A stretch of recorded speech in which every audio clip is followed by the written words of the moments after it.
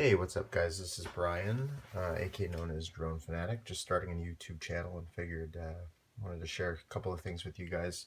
Super excited about getting the Hubsan H501s. It's my first drone. I am absolutely no expert, just kind of getting into these things. And honestly, I know it's not even close to anything professional grade. Obviously, it's just a toy, really just a hobby quadcopter, but I'm an engineer at heart, and I like to DIY and do some things myself and figure things out. So I figured I'd use this channel as an excuse to just share this information with you, and anything that I learn, hopefully I can pass it on to you guys.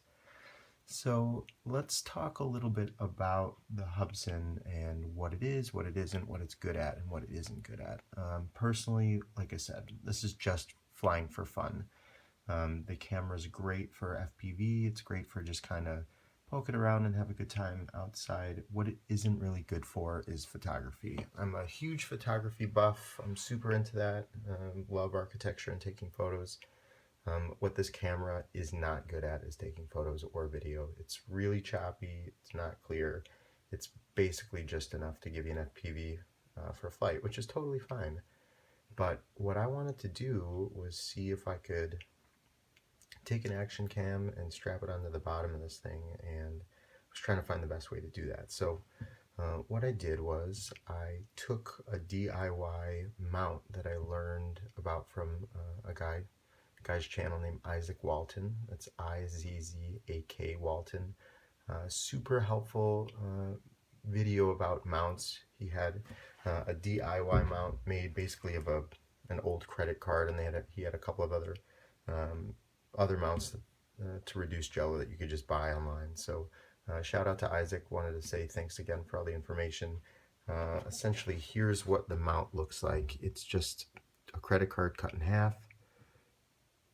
It's got a couple of zip ties going through it, but I modified it a little bit and did a couple of things myself. As you can see, the Velcro strap that goes through this, it's sandwiched in between this Auralex foam, and Auralex foam is typically used in music studios to dampen and isolate sound vibrations. So you'd put it under your studio monitors. So I originally sandwiched the Velcro strap that would go around the Hubsan, right? It's right in there. And then instead of putting this straight to the bottom and strapping it on with Velcro, took another little pad, attached it to the top here, and then put that up to the bottom of the Hubsan, and then wrapped the cord around it, tightened it up, took the Firefly 7S,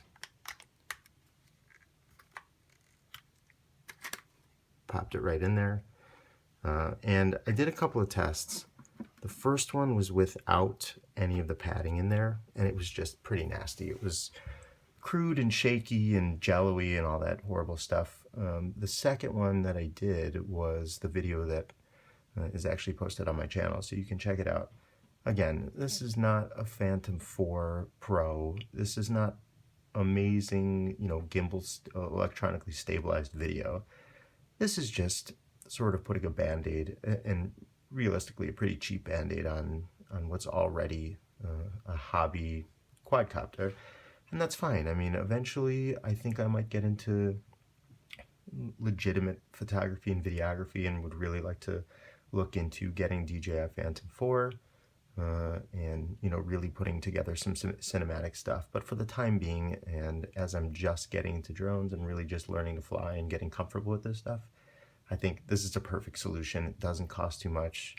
And like I said, I just figured I'd share this with you. I thought it would be, it's a really interesting way to mount this thing. I actually ordered another one of the mounts that Isaac had suggested online. So I'm going to check that one out and see if I can maybe modify it a little bit and add some of this additional foam padding and see how that goes.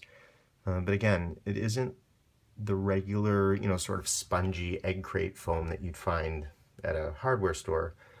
This padding is specific to music studios, and the interesting thing about it is, when you feel it, it's a lot firmer but not rigid. It's still flexible and moves, but you could tell the difference right away.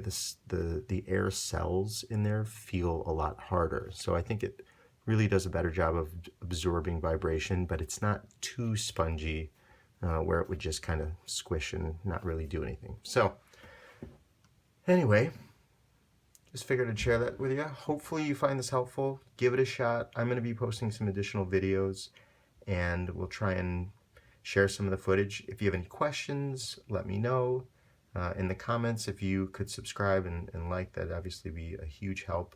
I'll also post links to the acoustic padding, and I'll post links to the Hubsan and the Firefly and all that stuff.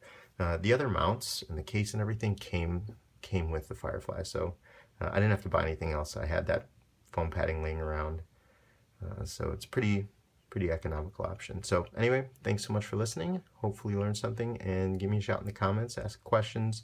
We're in this together, so hopefully we can teach each other a lot. Thanks. Bye.